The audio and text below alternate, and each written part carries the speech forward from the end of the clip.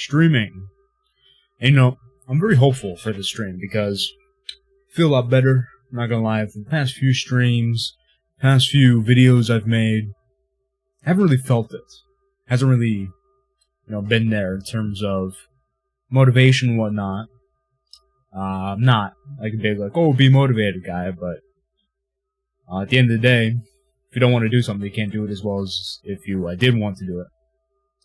But now, I'm taking a different approach to doing it, and I find this a lot more entertaining, a lot more enjoyable. So, that being said, I want to get started, so there's 3 primary things I want to go over today, which is, first, being broke. How to stop being broke. So a lot of you guys are broke, and being broke is not a good thing, okay?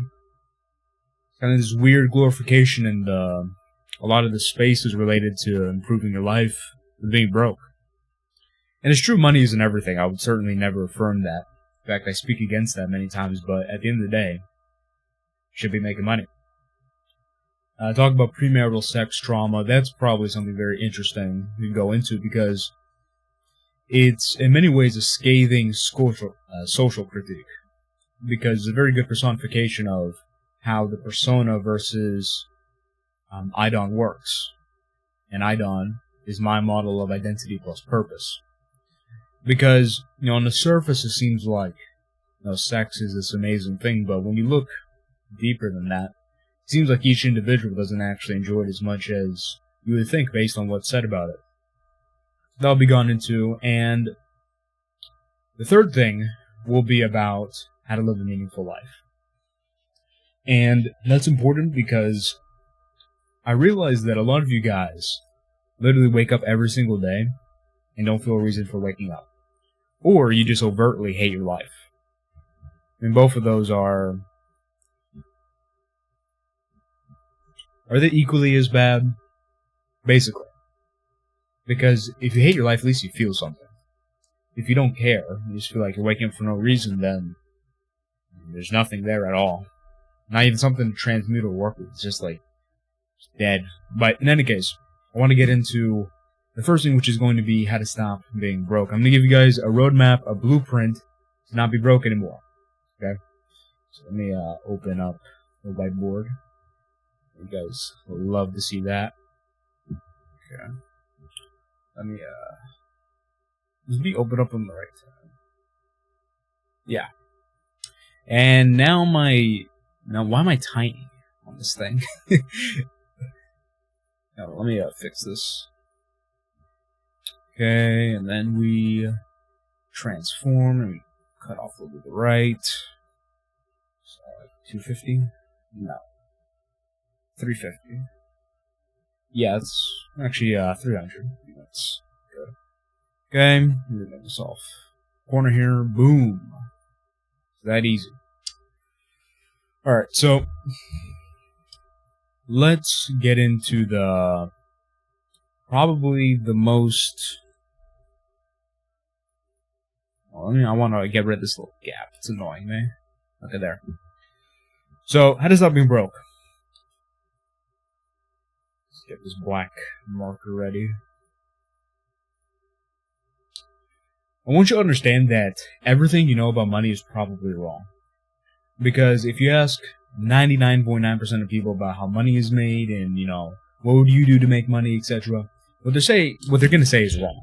Okay, just straight up wrong. No elaboration needed. They're just wrong. Okay? And I'd say the first thing to go over is to get rid of this idea in your mind of how money works. Regarding how you make it. How you actually. You don't make money, right? You don't create money, but you make it in the sense that you do things in exchange for money. So there's the model of money, and this is related to how school teaches you to progress in life. Right? It's this graph, make the red line red, of, first grade, second grade, third grade, fourth grade, fifth grade, sixth grade, seventh grade. Or if it's a job, you make, 10 an hour. I'm pretty sure no one makes $10 an hour anymore, but just as a litmus, 10, and you get a raise to 12, and you get a raise to 14, and you get a raise to 16, and, if you become a manager, you get up to 18, 20, 22. etc. And this is like linear line. But the point is that even from the start, even from the first day you go into the job, you are getting paid and you know what you're getting paid. Okay, this is linear. Okay? It's a linear graph. There's no spikes, but it's consistent. Okay? Now, here's the problem with people trying to make their own money. Right? And it's most of you guys, because you guys are probably tired of having some fat woman telling you what to do. Not only is it a woman, it's also a fat one. Here's that. This is how success is when you're doing your own thing. And also, this applies to when you're in the gym. This applies to when you're learning things yourself. This applies to anything you're doing as an individual that is not within a confined system. It's exponential. Okay? Sip of water. Check this out. So, this was how it was for me. I mean, I would make a 0, 0, 100, 0, 0, 150, 0, 0, 50, 100, and then 1 month, I went from this, whatever, ignore the squiggly line. Went from 0, 4K, boom, 1 month. It's an exponential spike. So the point that you guys have to understand is, a lot of the people I talk to who are trying to make money, they get confused because when they start trying to make money themselves, right, they start getting stuck at these points, these low points, because they're doing work, but they're not getting results. If they spent 8 hours at McDonald's, they'll make their whatever amount an hour. But if they work 8 hours in their own business, they might make nothing. But the point is that there's like an invisible graph. There's an invisible line of linear progress. Now, it's not totally linear because some days are better than others in terms of how much smarter you get. But there's like this linear graph. And it's like, okay, let's redo it and I'll talk while I'm doing it so it makes sense. On day one, it's like, okay, now, I set up the business, making the logo, I'm learning this about business. Ooh, I learned this. I'm going to add this to the store. I'm going to add this to the store. I'm going to take this marketing angle. I'm going to do this. I'm going to do that. I'm going to do this. So these little actions. And realize, at a certain point, and this line's invisible, you can't definitively know where you are on this line. It's kind of like in a video game. Sometimes you have to gain XP, but you can't see your XP bar. You just have to do it until you get the result you're looking for. And the point is, once this linear line gets to a point, you get this big result spike. So, in some ways, it's actually the same. And that it's linear, but the difference is the linear is in a feedback loop. You don't get any feedback from this linear line aside from you just thinking that you're getting better. Right? So that's the first thing to go over. Okay, you have to be ready for, I don't like hustle culture, I don't like saying grind. You have to get ready for this time period where it seems like nothing's going right. Because that's the first step. Right? Now, that need to be over first, because I don't want you guys going through this with flawed assumption, because you guys might start, you might listen to everything I say, you might start and think it's BS. Because you fall into that trap. So, that being said, here's the actual plan with that in mind. So, you guys are, I'm going to assume you guys are in either your late teens or early 20s. You could be older, it doesn't really matter. But the point is, you guys are either at work or you're at school for an average of about 6 hours a week, or 6 hours a day per week. /week. And I know school goes 7 or 8 hours and work goes 7 or 8 hours. Depends on the job, obviously, part-time, full-time. But the point is that you have 2 days off, usually. Okay, these are generalities. But the point is that you guys are working, you guys are going to school. If you're not, then this will be even faster for you. But the point is that you guys have to be smart with how you schedule your time. Because right now, there's 2 things. There's maintenance, and then there's growth. There's both different types of tasks. So for instance, if I work 8 hours at Burger King, those 8 hours are going to keep me to the point where I can keep working 8 hours at Burger King. It's not going to move me up. It could make me a manager at Burger King after a few years, but it's not that big of a jump, is it? Right? Still in the same realm. But the point is that that's different from spending 8 hours learning how to start a business. Because if you learn how to start a business, that allows for big growth. Allows for growth, not just maintenance. I assume you won't be stuck learning about how to start a business forever. You learn how to start a business, you start a business, and that's growth. So that task leads to growth. Meanwhile, working 8 hours at Burger King leads you to be in the same place. So you have to understand is that you are, right now, assuming you make no money, and this will be useful for people who do make money, as a way of understanding how to scale a little bit. But for you guys who currently either go to school or work a regular job, you guys are like down here in terms of freedom. Okay? Go on the internet, say something that's somewhat controversial, something like I say every single day on here, and you lose your job. Possibly. Depending on, how fortunate you are. And the point is that you are trying to go from here to here, like freedom, I make my own money, blah, blah, blah, blah, blah, right? The point is that if you are just doing these maintenance tasks, you're going to stay here. It's going to flatline you, okay? And this is school, and this is work, unless you're doing school specifically for, you have a really good idea what you want to do school with, or what you want to do with school.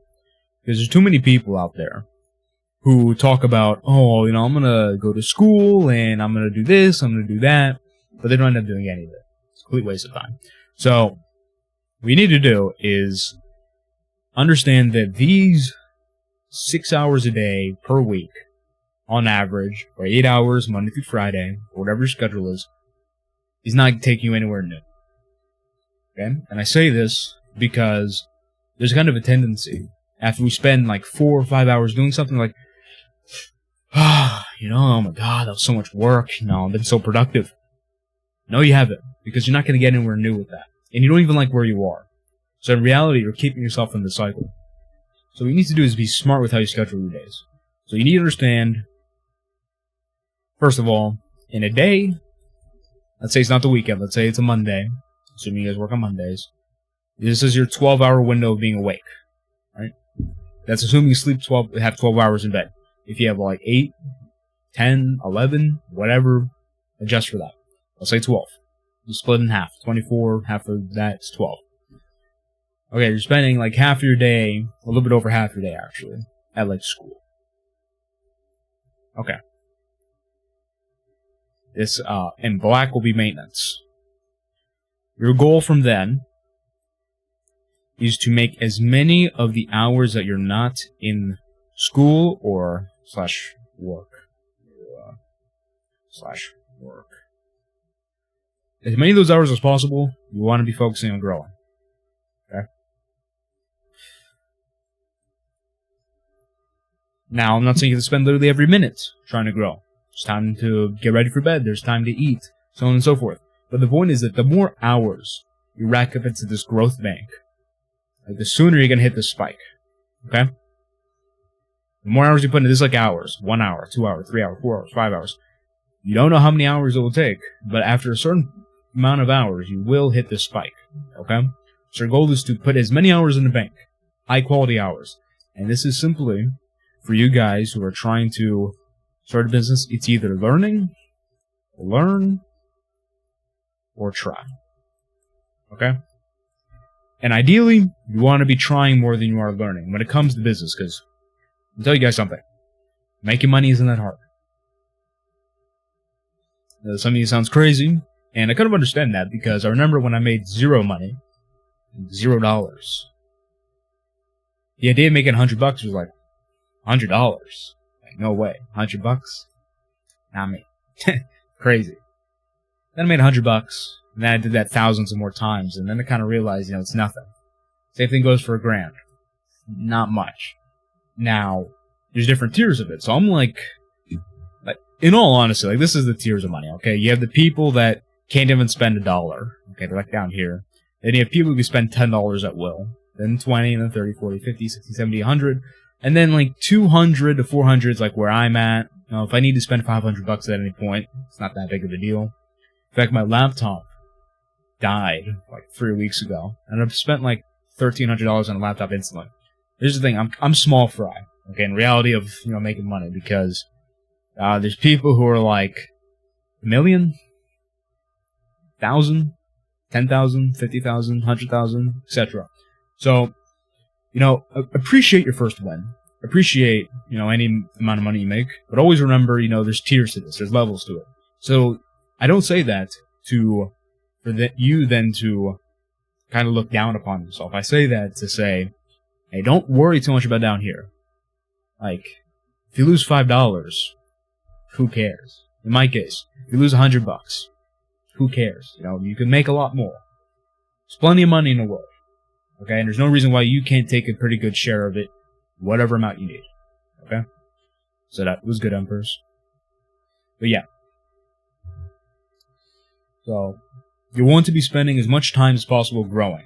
On the weekends, dedicate yourself towards growth. Okay? Now you understand this growth zone. What exactly leads to growth? You said learning or trying, but let's get more specific about it. Learning. So this is about yourself plus external. And external means like, oh, this is a business model, this is how you open a Stripe, this is how you open a PayPal, so on and so forth. But you learn about yourself first and foremost, because this lecture is a little bit isolated from, let's say, my mindset stuff. And I always say mindset comes before money, right?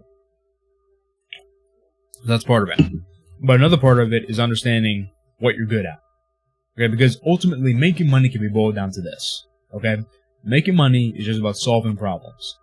Person has a problem, you come in, you say, I have the solution, this is how much I'm going to charge. If they think it's worth it, they'll pay you. That's it. And obviously do a good job. And you get more people. Making money is very simple. Okay?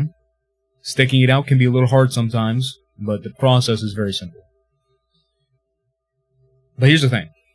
Most of you guys have literally no skills. Like, if I ask you to do something, you can't do it for me. Okay? Like, the most skills that a lot of you guys have is just playing Siege, or something like that. And unfortunately, you're not even good enough to get paid. Not even good enough to be a pro.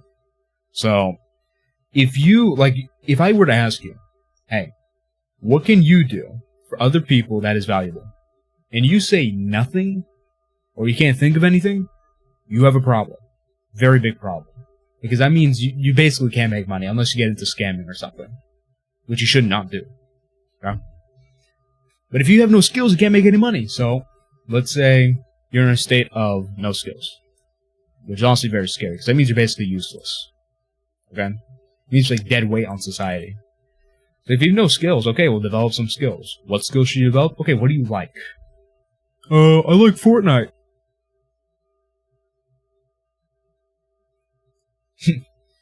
I know that's literally the first answer, like, because I've asked some people and that's literally their answer. It's like, oh god.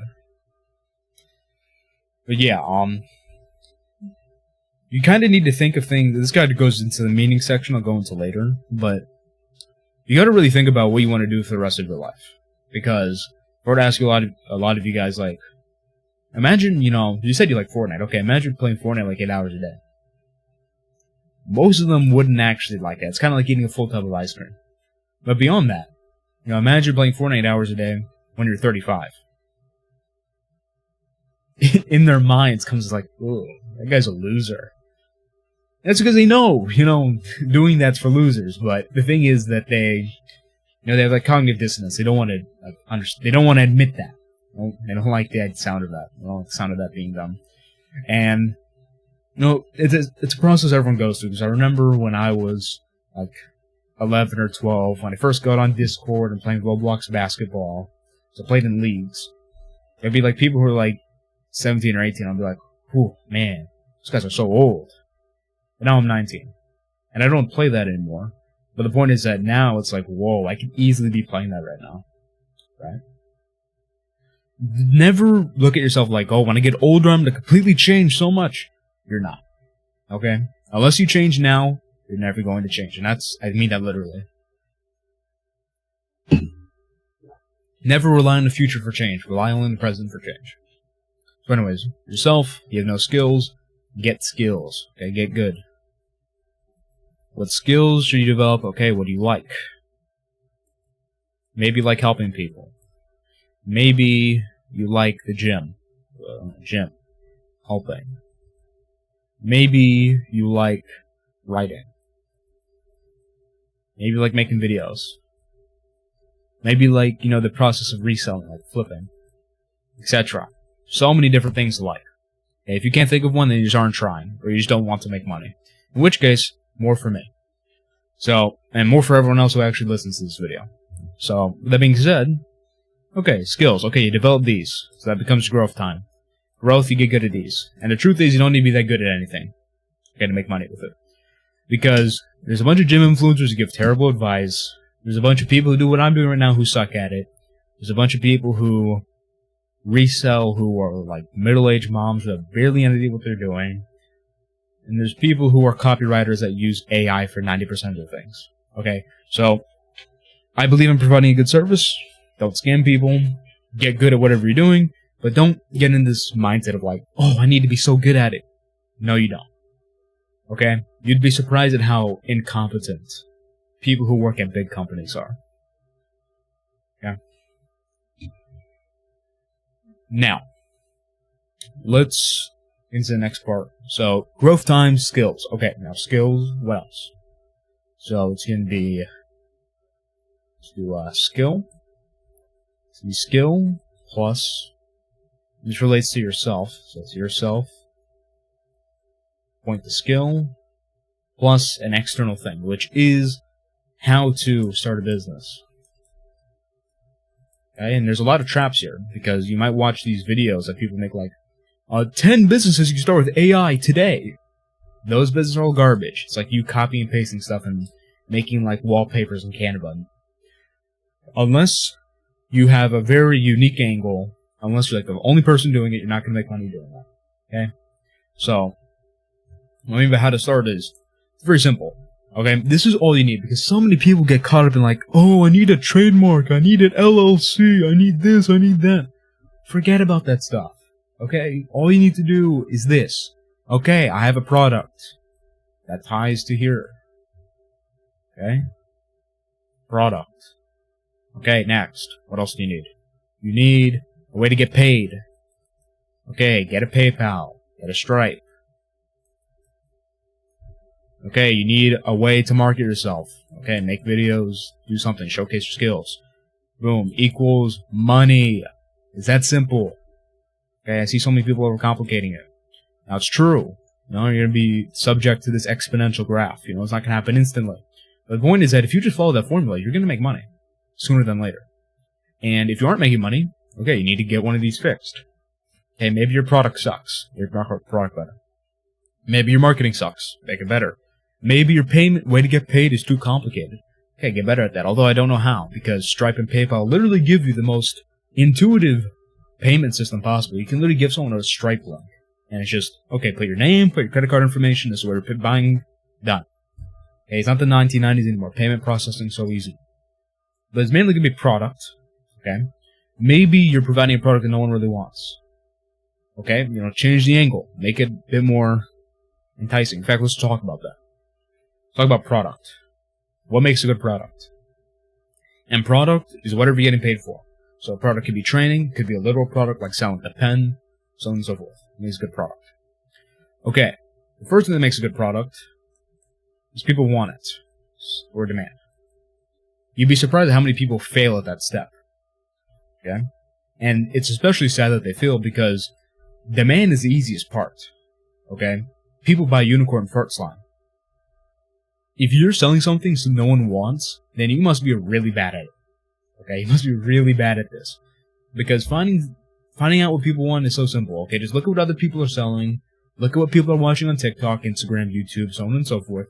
And literally just don't copy it. I'm talking about that later. But take your own angle on it. Let's say you really like writing. Okay, there's copywriting. But everyone does copywriting, it seems. There's a lot of demands. You want to go after it. Okay, let's do copywriting for, let's say, doctors, dentists,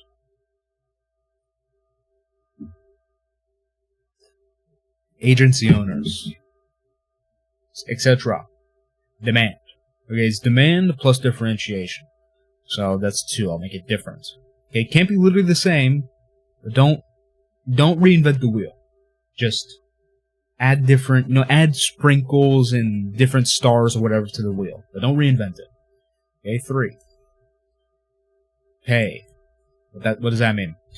The people you're targeting have to be able to pay you. Okay? If you're trying to sell Coco Melon merchandise, and you're trying to target 5-year-olds, there's a very fundamental problem there. 5-year-olds can't pay you. Their parents can, but then you should be targeting the parents. You shouldn't be saying, "Oh, look at the Coco Melon. Oh, the Coco Melon's so nice. Oh, don't you want it? Oh my god." Yeah, that type of marketing, if you want to give something to a 5-year-old and convince them to take it from you, that works great. But 5-year-olds don't have money. So if you want money, you gotta make it look like, oh, your 5-year-old, they're gonna love this Coco Melon doll. And this Coco Melon doll is gonna have them leave you alone for hours and be able to do what you really want to do with your life. Your son's gonna be very happy with it. So see, I'm selling the same product, but I'm changing the angle. I'm targeting people that can actually pay for the product, so I can actually make money. So, realize a lot of the selling is about angles. Okay, so demand has to be somewhat different, but don't reinvent the wheel. And the people you're targeting have to be able to pay you. Okay? That being said, market. Now, market's heavily tied to product. Because you have a good product, marketing's usually easy. But 1, I won't repeat these. These all basically transfer into here. 1 is going to be angle. Now, it's related to pay, but it's different. I'm going to take a different approach here. This is different from targeting people who have money. Now, what you're doing is targeting within the target. You're trying to figure out, what can I say, what can I display, that will make people who have money buy my product. And it's very simple. Desires. Okay? What do people want? Now, there's niche desires and there's global desires. Global desires are things like, I want food, I want shelter, I want validation, I want love. Right? There's very simple. Okay? Those are global desires. Then you have niche desires. So maybe you're in a niche of, I don't know, Legos. And there's a really rare Lego set. So like a rare Lego set. Because they're collectors and you really want to buy it. Maybe, oh, I just spoke out on that. Like, I'll leave it to me to interrupt my flow.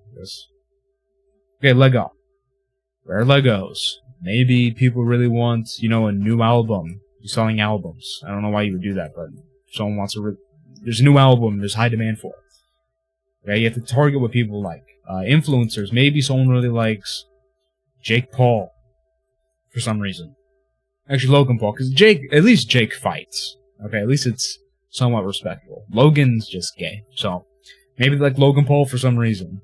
Okay, target that, angle it. So like, oh, you can't really use his name because you don't want to get in trouble.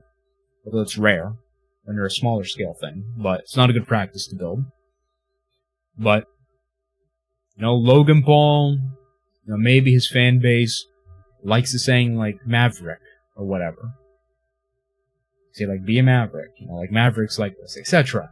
Okay, not the best example because I don't know much about Logan Paul, but the point is that you want to target what people like, global desire, and then the niche desire within a community. Right? And 2, you want to become one.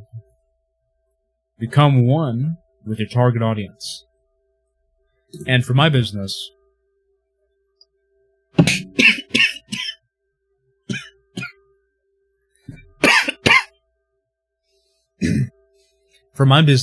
this has been a big feather in my cap, because the things I sell were things that I used to buy myself.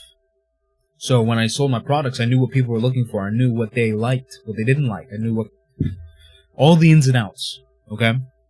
So this will be a problem for some of you guys who might go into a niche that you don't fully understand. Like maybe you're targeting dentists. Maybe you're even selling makeup, like you're drop shipping it.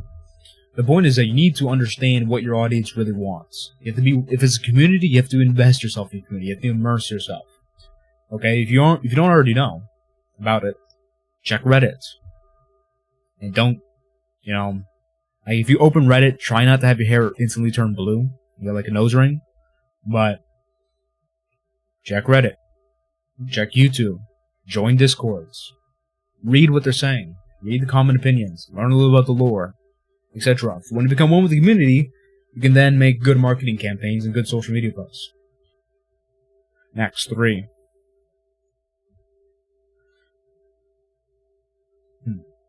I'll use the word rhetoric.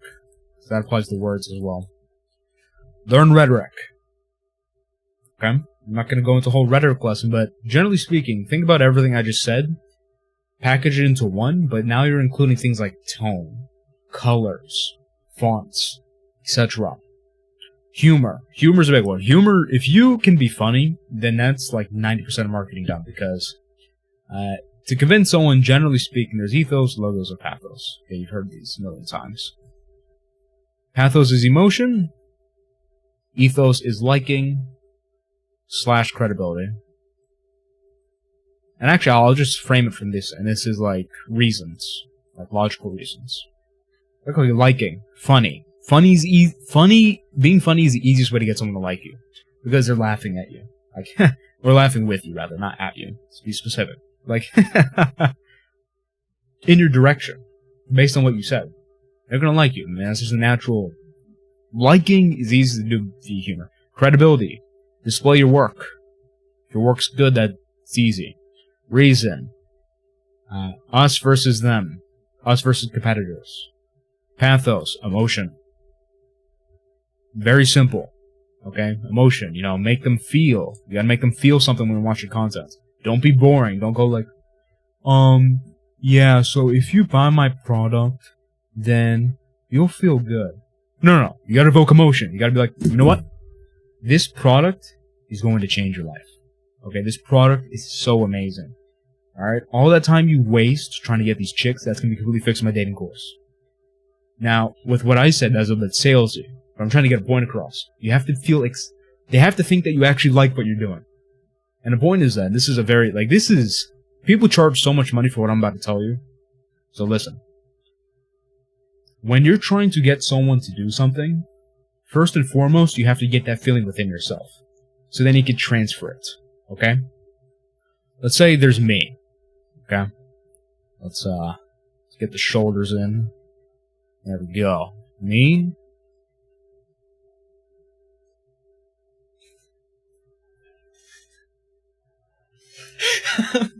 Oh my god. So bad at drawing. Okay. Alright, me. Jesus Christ, I can't do that. I cannot do that with a straight face. Okay, there's me. Okay, I'm gonna draw muscles, get my shoulders in, get my pecs in. Go, I'm not gonna say what that is. And then, me, and then, got a little teenager right here, all of mine. And then, there is person, regular persons. Okay? Now, when I speak, okay, let's say I want to get, no, let's set the stage a little bit more. Let's say I want him to go in this direction. Okay? In order for me to do that, when I speak, through not only my words, but the way I say the words, the way I move, the way I posture, etc., I need to internalize the feeling of, you know what, this is a good thing to do. I believe you should go here. And I believe I should go there as well. You should feel that. And you feel it so much. And you're not like that, but you feel it so much. When you speak, it oozes out to them. And it's just so appealing. They can't resist following your proposition. And if you want really good examples of this, hold on. If you want really good examples of this, what's good, Mark? Let's open YouTube. Well, I mean, it's on YouTube, so... This is on YouTube, so I shouldn't get banned for showing something on YouTube, right? So, the best person who ever did this was Hitler. Okay, just straight up. Is my audio... I have to make sure my audio output's right. Because on speakers...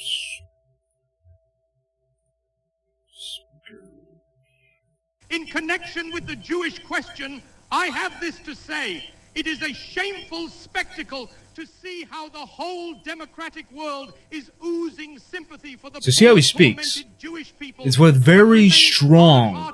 and obdurate when it comes to helping them. He says it with such conviction, right? Which is surely in view So, like, if you just of listen to him, an obvious duty, the arguments that are brought up as an excuse for not helping them actually speak for us Germans and Italians. For this is what they say. One, we, that is the democracies, are not in a position to take in the Jews. Yet in these empires there are not... if you want to, let me get another one. Remember there was one I was watching that was, like, perfectly illustrated this. ...against each other. But in reality, we're all hanging on a gold thread, and everything was adjusted to a peculiar human characteristic. That man gets tired of something he has had for a long time. He wants something new. And so, two parties were needed. One of them rules, and the other one, until now, have been deaf to the constant warnings that we have been trying to address to the mass of our people almost... I guess you get the point. The point is that when he speaks with such a conviction, with such a deep-seated conviction, that when you listen, it gets transferred over to you, and then you start getting that deep-seated conviction. Okay?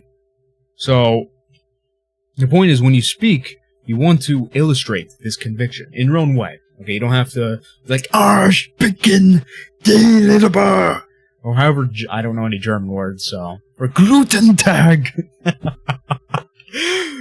But, you know, you don't need to speak like this. You could speak with a certain sincerity. You just really believe what you're saying. Or you can yell, or you can even do this thing where you're not fully yelling, but it feels like you're containing the yell. You know, that's how you gotta speak when you're trying to convince someone of something. Or you gotta say with humor. Like, it's just so obvious. Like, oh, I mean, we're gonna go that way. I mean, that way is just so good. Did say it crazy, but, you know, when I say it, you get this certain idea, like, huh, you know. He just seems so confident. I mean, surely it's a good way to go. That's the way you gotta think. And you could do this in multiple different ways. You don't have to speak to someone directly. You can make it through a video. You know, you can show a certain type of confidence with the type of content you post. The ideas you have. So on and so forth. Häagen-Dazs. That's a good one. But, yeah. You have to convey a conviction when you're trying to convince someone of something. Alright? And honestly, logos is probably the least important thing when it comes to convincing people of things. It used to be more important, but it's not very important now. Okay? Don't abandon it. Don't come up with irrational things. But you only need it to sound logical. You don't need to be actually logical.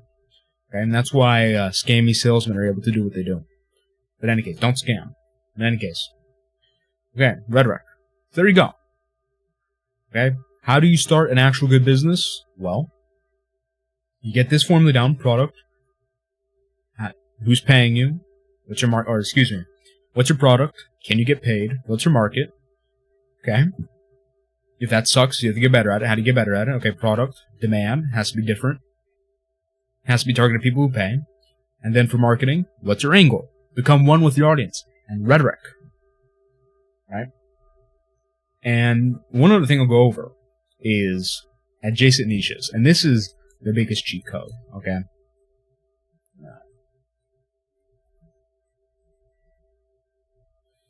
Adjacent niches. So let's say you want to make SpongeBob content.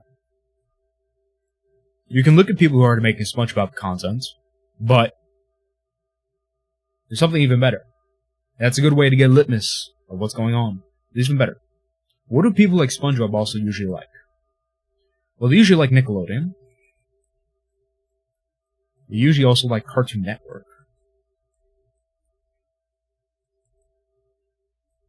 And probably like other cartoons. So, what's my point with this?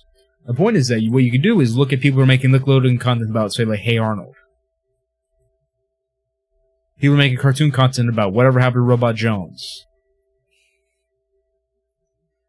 I needed to get that reference in there, okay? No one's gonna know what that is, but I just needed to get that reference in there, okay? Forgive me. Cartoons, maybe like Ed, Edd and Eddy.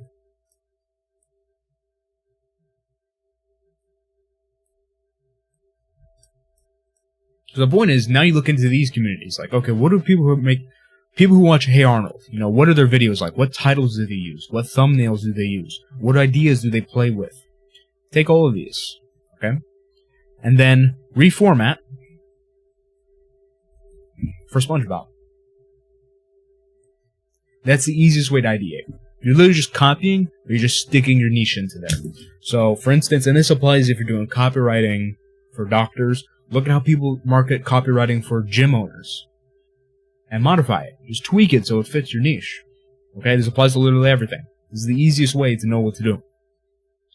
Just copy, then you modify a little bit. You never have to reinvent the wheel to make money.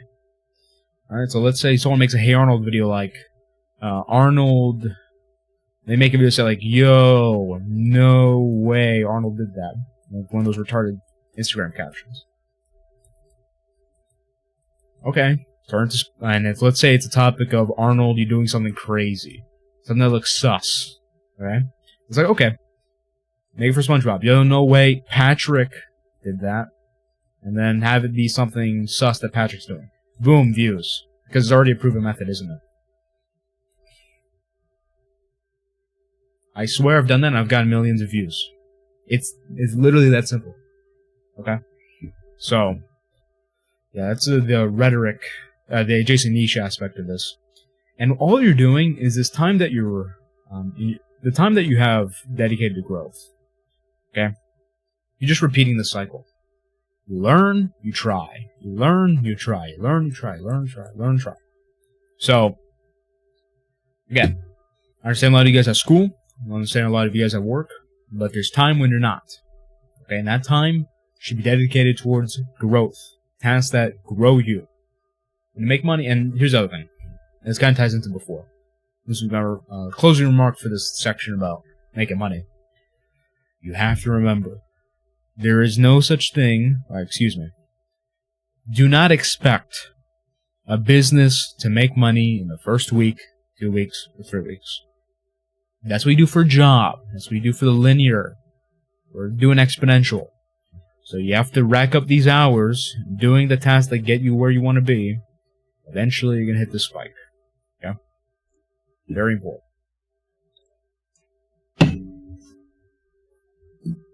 Alright, that was a very valuable section. I mean, I've seen people have courses that cost like $500 that are worse than that. It only took me 43 minutes. Something like that. Anyways, so, what was the next one? Which one do I want to do? Do I want to do premarital sex or how to live? I'll do premarital sex first. So, let's get over here. Let's draw a line here. I want to keep this separate. Let's bring it back to the default view. And today's been a good day. The stream is actually, this is probably the most fun I had streaming or making content in a while. It's amazing how small the change can make such a big difference. In any case. Okay. So, we're going to talk about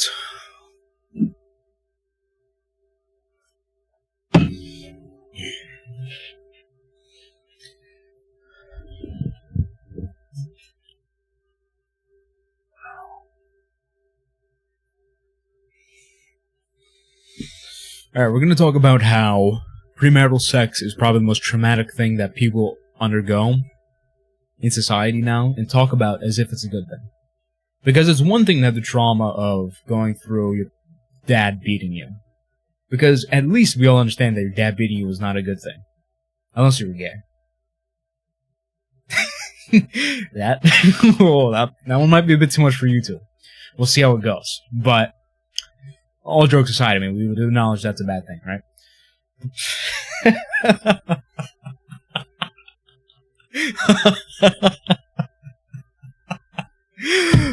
Ooh, that was a real good one. Okay.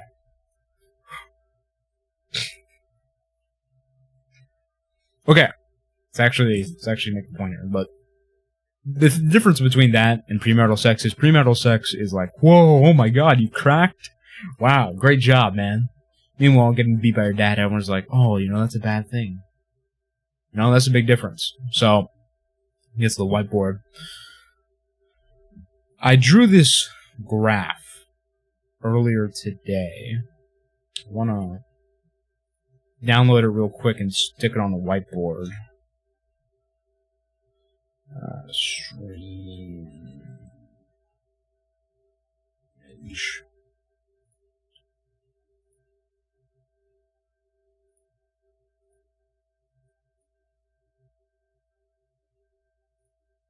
Okay, that did not.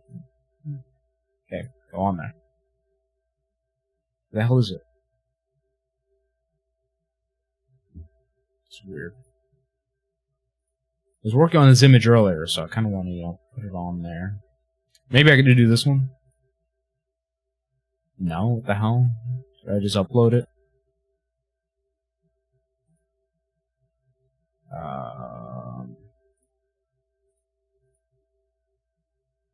That's weird. I don't know why it wouldn't just let me do it in the first place, but...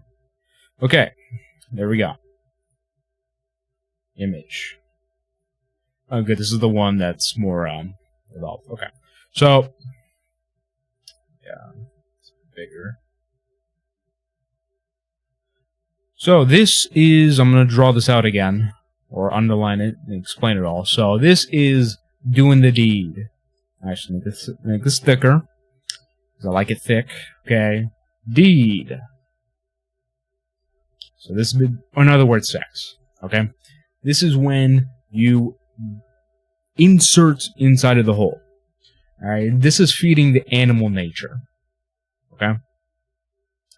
And the soul nature, or the higher nature, is being basically completely blocked out, because you have two natures, okay? You have the animal nature, and you have the soul nature.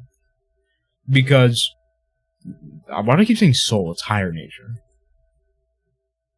Higher nature is close, more related to your soul, but it's a different thing. Animal nature, higher nature. Okay? And animal nature is basically, when they talk about, oh, well, the primal desire of, men is to clap a bunch of cheeks, that's the animal nature. That's like the lowly nature. Alright? And you don't want to demonize this nature, but you need to understand its place, because humans are not animals. The difference between an animal and us, and no one's going to say it like this, the difference between an animal and us is not just rational, it's not just intellect, it's not just willing. It's both of these things. It's when we have both the animal nature and the higher nature. This is like our soul and spirit. And this is the body. Because think about it, animals have bodies. Animals pump blood. Well, no. Obviously, there's variation, but they have some sort of life force, etc. They have their own hard-coded desires. The difference between us and animals is that we have this higher nature. We have a soul, we have a spirit, we have a conscience, etc. And the point is, when you decide to go clap some cheeks that are, outside of marriage and you're just hooking up or whatever, you're feeding only this animal nature, and this higher nature is getting completely blocked out. Because I'm going to tell you something. I've talked to a lot of people who have done the deed before marriage, and they all tell me the same thing. Not just one, not just two, not just three, not just four. So many people. They all tell me the same thing. And I didn't even really enjoy it that much. They'll brag about it. They'll say, man, I cracked. I cracked. But then when I really talk to them about it, they're like, yeah, it just wasn't all that. You know what? I actually wish I could have it back. They all say the same exact thing. And that's because this is how it works. Okay, this is the same way. This is like PNC on crack. So I have PNC right here. It's post-nut clarity.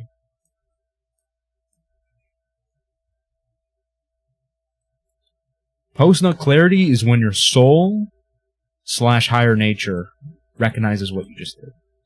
Because your higher nature has no interest in engaging in premarital sex. Your higher nature has no interest in engaging in porn.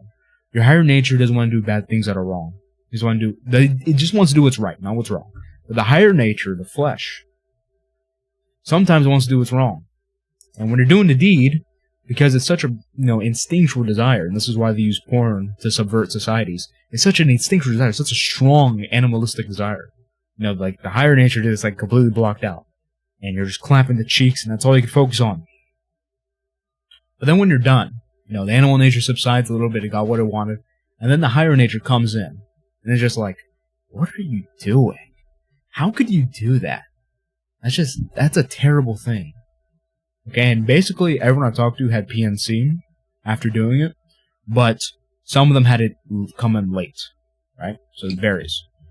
But after this PNC, after this higher nature realization of what you did, two things that happen, okay? There's a split within the I, which is the I dawn, identity plus purpose. There's a split there. More specifically, the I aspect, who you are. I am this, I am that. There's a split here. And it's caused by violation.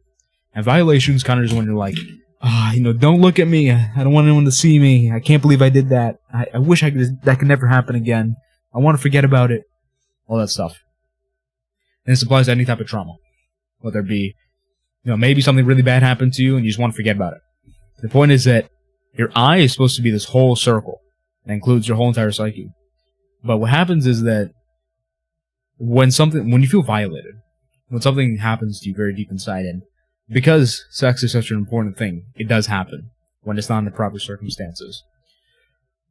It's like, it's supposed to be a whole circle, right? And then this part just breaks off. And then you try pushing it down, try forgetting about it, right? And this goes into what's called the phantom, which Jung will call the shadow. And this is basically disowned. But it's still there. It's just like a disowned son. Okay, if you disown your son, he's still going to be there. It's not going to just disappear.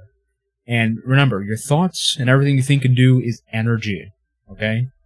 Energy. And energy can't be created or destroyed. It can only be transmuted. So what you're doing is basically depositing this energy becomes repressed energy. Repressed energy is very dangerous because it's not under control. Next, you move from God. And this is because of the human instinct. So, we all see God as like this sun being. Not literally a sun, okay? Not a helio. I forgot what the religion's called, but people worship the sun. That's not what I'm saying. But we kind of see it like a sun. Analogy, right? Just bum on mic. Okay. And it's like when we are feeling good, it's like we want to face the sun, and we want to experience its rays upon us. Like, this is the experience, like, feeling God's presence. But the thing is, when we do things that are wrong, let's raise back. We don't feel worthy of these rays. We feel disconnected from them. So we kind of try and cower away from them. Right? But this human instinct is basically backwards. Now, as far as the premarital sex part, the point is that it kind of moves you this direction. And remember, there's always decision between the light and the dark. Dark's just going to be a black squiggly line. Okay? And this is like depression, basically. I misspelled depression, but whatever. You get what it means. So, when you are doing this thing, it moves you closer to this darkness. Okay? You just want to hide because you don't feel worthy to be seen. And this is something that is very archetypal. So let's go to Genesis. Gateway. I might have to go on Google for this because I don't think Bible Gateway is on this thing. Yeah, no, it's not.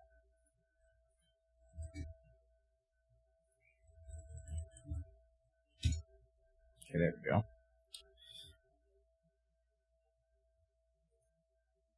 Where's the part that...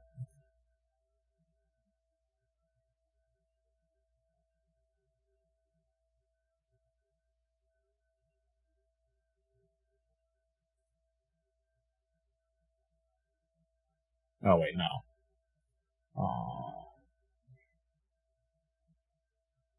Right. So this ties into the fall, actually, because when the fall happened, you'll see very explicitly that when it happened... When they ate the fruit from the tree of knowledge, they gained a very strong level of awareness, right? It's like their eyes got open. Because we say kids are innocent because they don't know. So this innocence was broken in them. And then when both of them had their eyes open, they realized they were naked and they sewed fig leaves together and made coverings for themselves. They started covering themselves. Because now they felt shame. Now this felt violation. They were now disowning this part of themselves. They wanted to hide it. Right? So I wanted to tie that into the archetypal story of Adam and Eve. It's more than an archetype, but in this context, we'll call it an archetype because it helps you relate, helps you understand how this works. This aspect of shame and violation of ourselves and whatnot, this goes very deep. This goes to the very start of humanity in the most literal sense, right? And when we feel like we have violated ourselves, we try hiding from God. This is literally what they did. They tried hiding from God within the garden. Now, in a vacuum, hiding from God seems like a retarded idea, because how could you hide from God? It doesn't make any sense. But psychologically, it's because we really just want to get rid of it. We don't want any association with this part of ourselves, right? But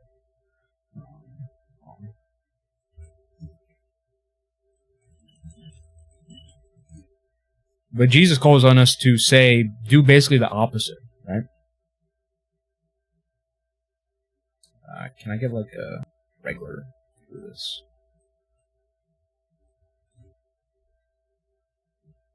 So you have the Pharisees and the teachers of the law who belong to their sect complain to his disciples, asking, "Why do you eat and drink with tax collectors and sinners?" So sinners would be like us, the people who have fallen short. And in this case, this is when you fall short in a pretty big way, right? Jesus says, "It is not the healthy who need a doctor, but the sick. I have not come to call the righteous, but sinners to repentance." And the point here is that the human instinct to run from God when things go wrong, when we feel bad about ourselves, is basically the complete opposite of what you're supposed to do. You're supposed to move closer the worse things get. Because not only is God the truth and the light and the way out of things, but also it's going to make the things worse. Okay? You're going to move farther and farther into darkness. And the point is that this trauma of engaging the deed moves you to darkness. Okay, and honestly, I don't like blackpilling, but this could be the easiest way to give yourself a bad future, because each time you have sex outside of the proper circumstances, it gets deeper, deeper, and deeper. There's more and more fragmentation, falling apart, right? And more and more pieces of you are falling apart. It's like you're a bird with wings, but every time you do it, feathers are falling off. Now parts of your wings are literally falling off, right? You're basically eating yourself from the inside out. No pun intended.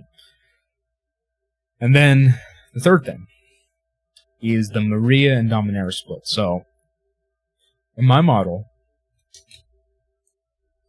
Idon, ID plus purpose. And this Idon, which Jung and Freud would call the ego, but my version is a little bit different, so. Going to the same term, you have the Maria, which is what Jung would call the anima, the female image, and the Dominaris, which is the male image. Right?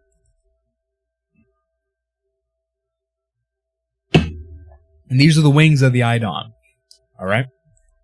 Because Idon ultimately is about purpose and identity. Because identity is related to I statements, right? Masculinity and femininity is one of the most core things you can have about your own identity. And the point is that the psyche desires to connect with these things. But because of things that happen, and this would be one example, other thing could be traumas related to your father and mother, but because of this, the Maria begins kind of falling apart, right? It becomes fragmented. It's let me make it smaller so it looks more like fragments. It starts splintering, fragments, because of this, right? And when this happens, either there is a complete and utter falling away, or it gets deposited into the phantom, and now basically all your feminine traits are repressed all the way down, and this is incel territory. It's when you have the incel mindset. Or, I know it's kind of ironic to say, but I mean the incels who are in incel forums who you just say they hate women 24/7, right? Or, you try and overcompensate, you try and save it, right? And this is when you start sleeping with a bunch of girls. Keep sleeping with girls, keep having bad relationships. But you feel so tied to it, you just can't leave the relationship. It's because you have a fragmented Maria that feels like it needs to be dealt with. But the point is that no external thing can do that, It's an internal thing. It's a mind thing. So when you try and prop something up in order to fix it, inevitably it won't live up to the standard you're setting, and then that will fall away, right, to the phantom. It will create repression. And for example, there was one guy who was working with him. He experienced that exact thing, and he crashed out. I don't even like using the term, but very fitting for this case. He crashed out on his girlfriend, bro. Completely blew up the relationship. Relationship over. Through a full text conversation where he basically just let everything out. It was crazy. It was like 25 messages in a row. That's the point. It's like a spaceship without any fuel. It's like, huge explosion. Okay? So, either way, it's not a good thing to have anything fragmented. And as far as the Dominaris, usually that's a little bit less effective. And some people, they try and literally repress their masculinity.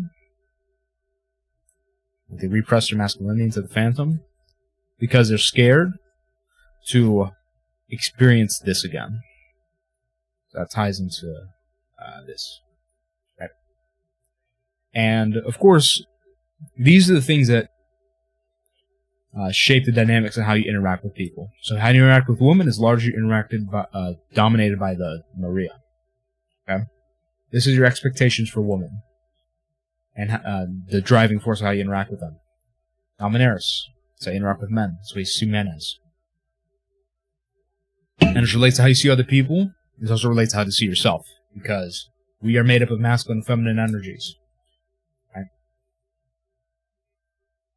So, that, in a nutshell, is the trauma of premarital sex. And I guess now I want to talk a bit more about how it's so crazy to me how premarital sex is the thing that everyone wants to do, everyone wants to engage with, but everyone at the same time, after doing it, thinks much lower of it. And here's the thing.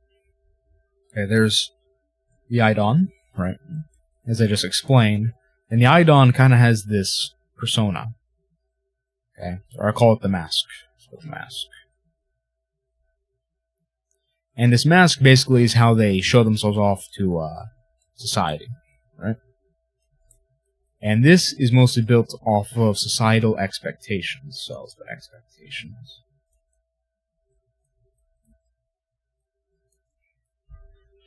So, expectations, society, the thing they show off to it, and the Idon builds this persona largely based off of expectations, right? So, it's in a way, it's a circle. Now, what's the expectation from society? Well, sex is good. And this has to do with a lot of moral subversion, because this is not, believe it or not, this is not a normal attitude. Okay, like 60 years ago, people were very conservative about the topic of sex. And now it's like sex is everywhere. Right? So that's the expectation set up by society. And then, based on that, the Idon, it's like a back and forth loop. The Idon builds this persona of like, well, you know, I get cheeks, bro. I get cooch, I get pussy, dude. Right? You ever got your cock wet, bro? Like, you shave up to that. Becomes your mask. So, and then you do the deed, right? And then you feel like crap afterwards. You get your P&C. But because of this dynamic right here, you then go like, oh man, you know, I clap cheeks, you don't. Or something like that. Whatever people say, right? Like, you get the huzz. Or whatever people say, right? And then, what happens is that this creates further and further repression of this thing that happened. Then they start thinking there's something wrong with themselves. Because, like, man, you know, I really want to have sex, but I didn't really want to do it, and then I did it, and I didn't really like it, but, you know, people say I should like it. I mean, what's going on with me? You know, what's wrong? And this creates further and further repression. This creates a worse life. Okay? So, that's the trauma of premarital sex, and it's a very hard thing to get out of because one of the easiest ways to insult someone is by saying they can't get any pussy, right? And in some sense, I mean, I guess it's a true insult because if you can't, even if you wanted to get pussy, then, you know, you're a loser, especially nowadays. Like, if you can't have sex if you wanted to, with just a little bit of effort, then there's something wrong with you. But that doesn't mean you should do it. Okay? There's a big difference. In any case, it's trauma, premarital sex. Very important to go over because I feel like everyone deals with it. And the way to solve the problem is all these parts of yourself that you're disowning, you have to reclaim. Okay? You can't just throw it all away. You can never throw anything away. Everything you're trying to get rid of, you have to reclaim, and you have to go through this process. Okay? There's stages, as I call them. So first, you have to separate.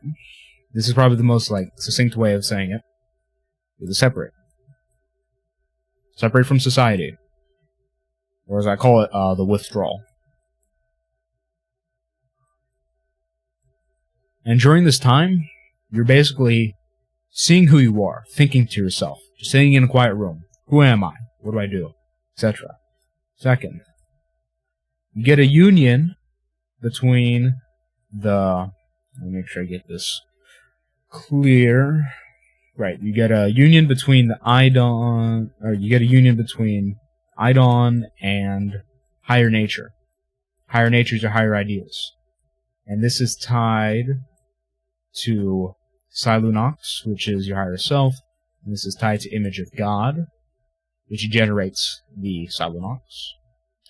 And then, after you have that union, this is like when you start looking at higher things. Like, you know what, there's actually meaning to life. Things are actually important, you know?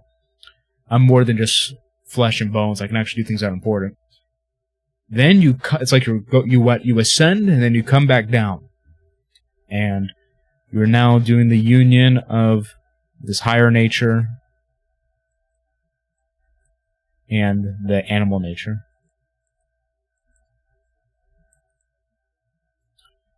And that's very important because a lot of people who trying to go through a process of transformation, they get stuck right here. And it's not terrible to get stuck there, because at least you're looking at higher things, but then you kind of disown your animal nature, which is a part of yourself, right? It's kind of like one of those people who are like, oh, I just can't wait to go to heaven. I mean, I'm done with this life. Can I just go to heaven already? Like those type of people. They tend to be very spiritual as well. And that's a bad thing to say. Okay? We could say we want to go to heaven, but at the same time, it's like, God put us on earth for a reason. Right? Heaven is the end destination, not just a place you skip to. This is not Super Mario Brothers. We should not be trying to take warp pipes to the final level. Okay? The joy in the game, okay, part of the joy, and what can really make you enjoy the end destination, what makes the end destination important is the journey there. That's why God put us on earth, right? So when you disown the animal nature, you're disowning this life, this world. But God put you here for a reason, so you shouldn't disown it, right? So that's why you need to do this third step of reuniting them. And fourth is you express this. Right? This is when you're whole and you're moving around your life whole. So that's the overall process, right? And I think I already explained it all. I'm working on a course. I promise I am going to upload the video. Okay, I'm working on it. It's getting better and better. The more time I spend not uploading that course, the more time it's getting better. Okay? So there you go. The trauma of premarital sex. Oh, man.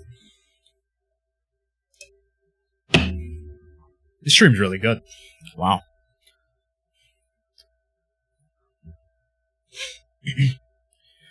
Okay. So one other topic I want to go over, which will be the topic of how to live a more meaningful life. Take a quick stretch break. Let's move to the standing setup.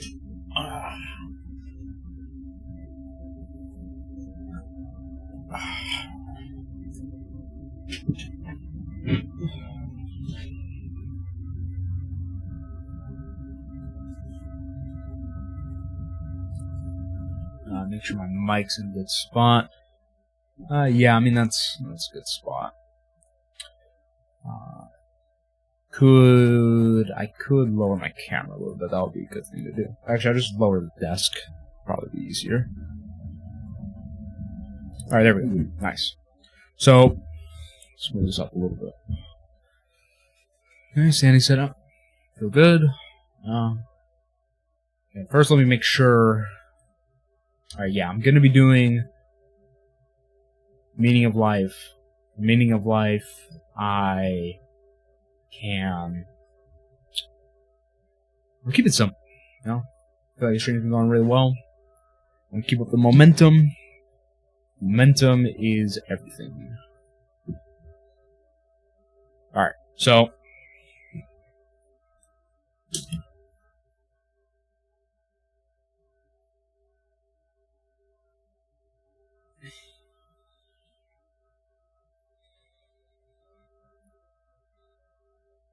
Alright, yeah, so... The meaning of life, right? And why life feels meaningless. It's a very complicated thing because a lot of people see it as very simple, you know, they just want to get that drive to like, oh, I want to do stuff. But there's a lot more than that. Gaining that requires a lot of different steps. So, there's the concept of the Übermensch, as Nietzsche would call it, which sucks. Okay? Very overrated philosopher, Nietzsche. I know it's going to make a lot of people mad because a lot of people suck his balls all the time. But the truth is that his idea is that, you know, there is no meaning to life, but we can all create our own meaning. This creates like the Übermensch, and this is like the Superman, and we try and be this thing, right? But here's the thing. When you accept that there's no meaning of life, there's no reason to then pursue doing something, right? Aside from how you feel. But if everything's based on how you feel, then why don't you just watch a bunch of porn, right? Or eat a bunch of ice cream? Because that makes you feel good, right? The point I'm making is that in order to have a meaningful life, you need a meaningful foundation. Okay, you need a reason for why life even has meaning in the first place. Which a lot of you guys don't have. Okay? Like, maybe you believe in God, but you aren't, like, super into it. Listen. If you want life to feel meaningful, there has to be a concept of meaning in the first place. Like, have you ever asked yourself, what is meaning? Something that's important. Well, what can make something important? And why is your mother more important than just some random person? And you may say a certain way that you feel about the situation, but is that it? Or is there something that's just true, objectively true, beyond what other people think, what other people say, beyond how you feel, that there is meaning to the statement I just stated earlier? If you can't answer yes, then there's no way you can do this. Okay? You might be able to get a feeling, but that's going to come and go. Alright, so my foundation I always propose is God. Okay? Because it gives us something beyond ourselves. That we can say, you know what? Because of this, life has meaning. And because of this, I'm actually here on this earth for a reason. And because of this, there's a reason for me to actually strive and do things. Okay? So, now that you got that out of the way, now you understand that, you know, who are you? That's the first thing you have to think. Who are you? Why are you here? Who put you here? Why are you where you are now? So on and so forth. These are things you need to ask yourself. So it's like, who, what, where, when. And a lot of you guys have never thought about this. A lot of you guys have never done anything other than just jerking off and playing Fortnite. You need to think very deeply about who, what, where, and when. In relation to yourself. Right? And when you do this, start getting insights. And when I say think about it, I'm not saying just go like, yeah, so I'm Brian. What? I'm a baseball player. Where? I live in my house. When? 9:40 at 8:22, 2025. No. I'm saying think deeper. Think hours about this. Okay? You may not want to think hours about it. Okay, go scroll on TikTok then. What the hell else do you do that's important? What do you do that's important? What do you do that's important that can have you have the audacity to tell me that you're not going to do it? Nothing. That's what I thought. So, you clearly do nothing important with your life right now, so, you know, that's why you're watching this video. So do this. Okay, think about this for hours. Okay, you think about something, think about that thing. Now think about that thing. Okay, make it an infinite line. Right? And after a few hours of doing this, not only do you feel a lot better about yourself, but you also understand yourself more. Okay? And when you do that, you start getting a concept of why. Like, all these things brought up can lead to a why. And you can think about the why on itself on its own, by the way. But when you have a concept of why, and then at that point you already have some form of meaning. Okay, far more than before. But what we want is a full concept of meaning. Something that we can explain to another person, right? Like a sentence that we could use to explain ourselves to other people. Why are we on this earth? Well, here's why. Or why am I on this earth, more specifically? And if you want to think even deeper about it, think about why everyone else is on this earth, right? You should know these things. Because when you say, I want to do this, I want to do that. Why? I'm assuming if you want to do something, you think it's better. What makes things better? What gives it meaning? Why is that meaningful? So on and so forth. This is why the meaning of life is so important. This is why you feel like crap when you wake up and you just have to go to school at 6 a.m. and it feels like you're just living life without any purpose or meaning. Okay? So, the other way I want to do is once you kind of have this idea, you want to turn it into a simple life. Okay, now I'm running out of strokes. And that would never happen in real life, but it's happening in my Canva. I just delete all that. Whatever. Alright. So, simple. What is simple? A lot of people have the issue of trying to do, they feel like their life kind of sucks, so they try to do this, that, this, so many different things. Don't do that. Keep life simple. Okay? Let's say you want to, you really want to help people. And by the way, your meaning to life should not be some physical thing. It should not be like something like football. It shouldn't be something like making money, so on and so forth. Because those things assume there is meaning in the first place. Why is making money important? Well, you have to answer that. You have to answer what's before that, and then you have to answer what's before that. It's like an infinite regress.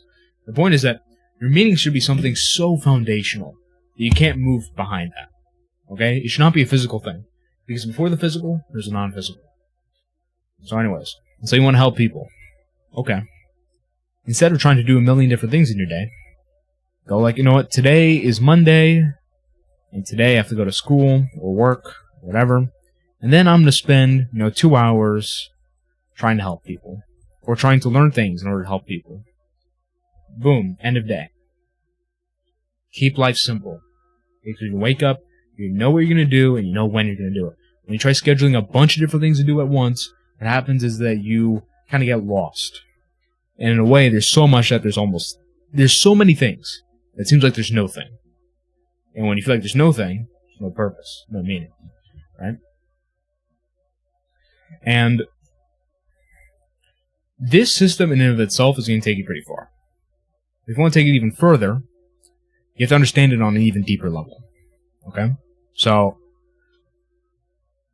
it's understanding that there's something beyond yourself. Okay? Because when you understand there's something beyond yourself, when you get stuck in this loop of, well, I feel like this, I feel like that, my life sucks, so on and so forth. When you don't think there's anything beyond yourself, you're stuck in that loop. That loop is just happening within yourself, and you can never get out of it. When you then believe in something bigger than yourself, right?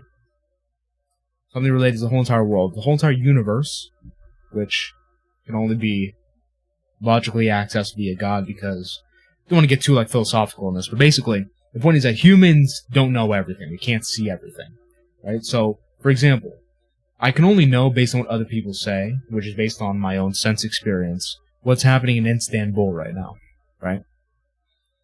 Only based on that, but I don't know if that's necessarily true. I can't see what's happening in Istanbul. I can't see or confirm whether or not other people exist. Aside from saying well, I think they exist, right? But how do I know that what I think is actually meaningful? How do I know that's true? Right? It's kind of a philosophical problem with empiricism, but the point is that when you introduce a transcendental consciousness such as God, Father, Son, Holy Spirit, what happens is that you can then have a standard for knowing these things. Like, you know what? I know other people exist because according to a higher standard that's beyond myself that knows everything, other people do exist. Right? It gives me a justification, it gives me a logical explanation for it. Right? And it supplies to your meaning, because when you understand meaning on a deeper level, you then understand, you know what? There's actually something bigger than myself. There's something beyond myself. Now, that gives me a reason to wake up in the morning, because there's something to strive for. Because think about it. If there's nothing beyond yourself, then isn't everything just the same? And everything just an opinion? Is your opinion that being broke is worse than being wealthy, right? What gives that meaning?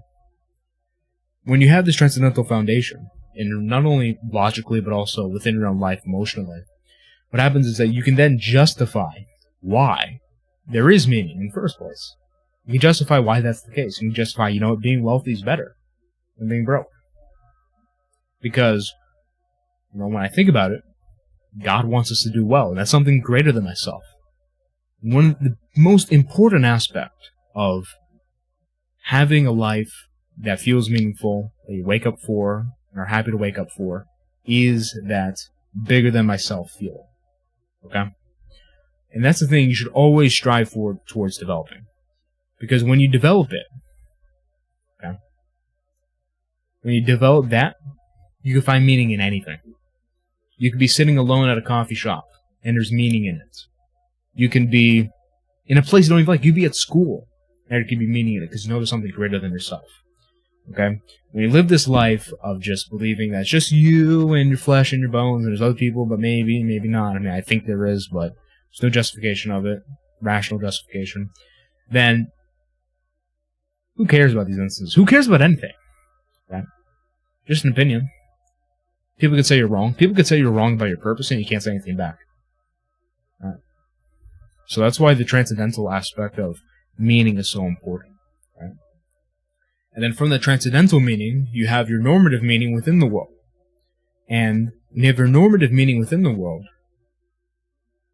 that normative is not only given meaning, but then you actually have a reason to strive for it. Okay? And you actually feel a little fire in your belly. The fire in your belly, you can then move towards, I'm going to start this business. I'm going to do this. I'm going to do that. Because, there's meaning. There's purpose. Feel alive. It's your life force. Very important. So if you guys live a meaningless life, you want to change it, which I assume you would want to. You need to start thinking about, what is meaning in the first place? What gives things meaning? Is it just me? Is it other people? Who am I? Where am I? So on and so forth. And when you can start answering these questions, you can actually start moving forward in your life meaningfully.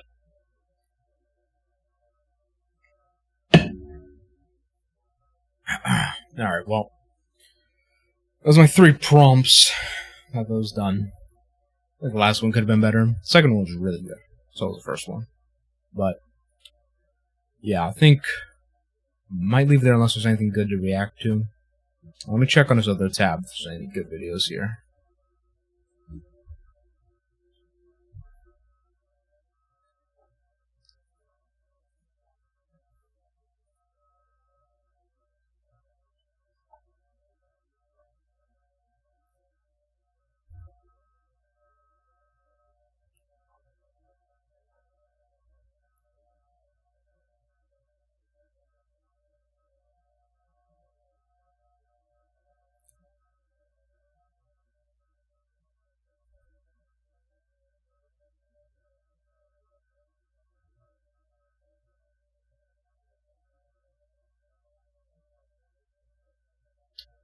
Yeah, I don't see anything really interesting.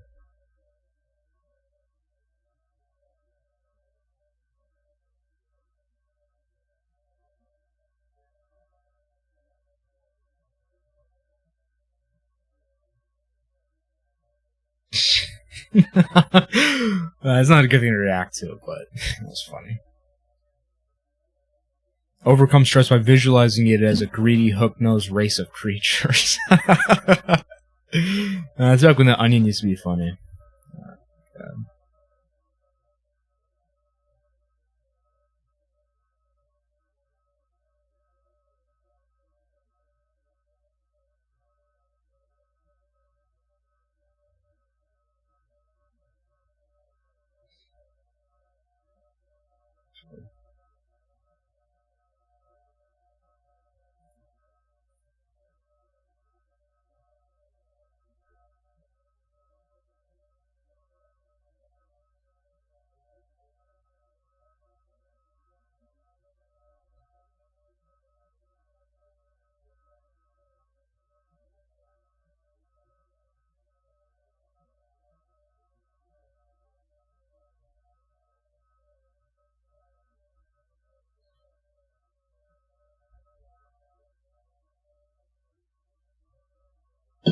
yeah, I don't know. I think that's going to be it. I already got the 3 videos I was looking for, so call that the stream. Appreciate you guys tuning in. If you guys want to see anything in these streams, just let me know. Very open to suggestions, especially like reaction cutting. It's very easy to do, but in any case, see you in the next one.